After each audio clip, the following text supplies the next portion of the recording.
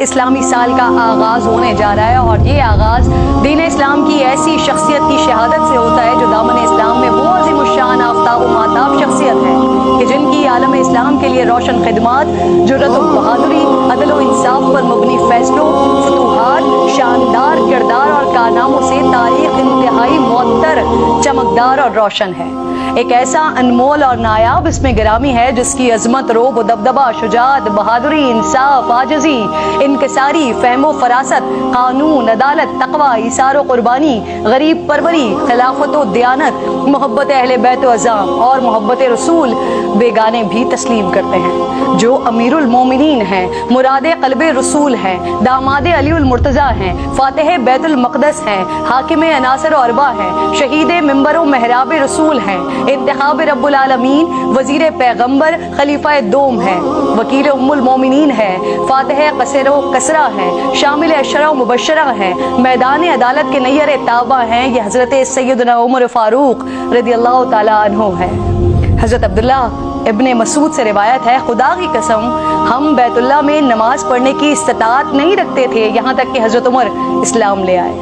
حضرت مسور بن مخرمہ فرماتے ہیں کہ جب حضرت عمر کو زخمی کیا گیا تو وہ تکلیف محسوس کرنے لگے۔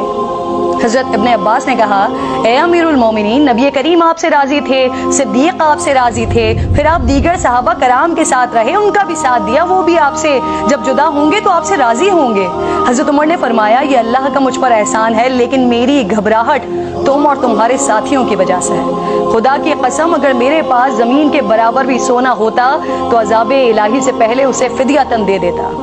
آپ کے دور خلافت میں 3600 علاقے فتح ہوئے، 900 جامع مسجد اور 4000 مساجد تعمیر ہوئی۔ بوقت شہادت اسلام کا پرچم 22 لاکھ مربع میل سے زائد زمین پر لہرا رہا تھا۔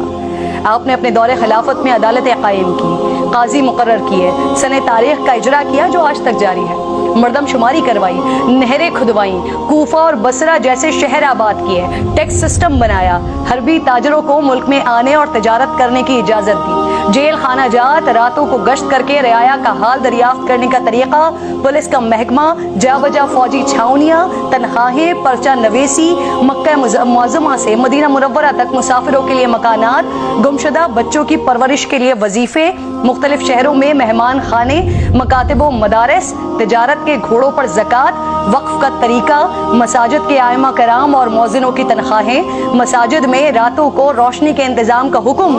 فلاحی اور اصلاحی احکامات اور اصطلاحات فرمائی۔ آج کے ترقی یافتہ ممالک میں عمر لاس کے بغیر انصاف کا عمل مکمل نہیں ہوتا۔ اللہ رب الجلال مسلمان حکمرانوں کو حضرت عمر کے نقش قدم پر چلتے ہوئے عوام کی اصل فلاح کی طاقت عطا فرمائے۔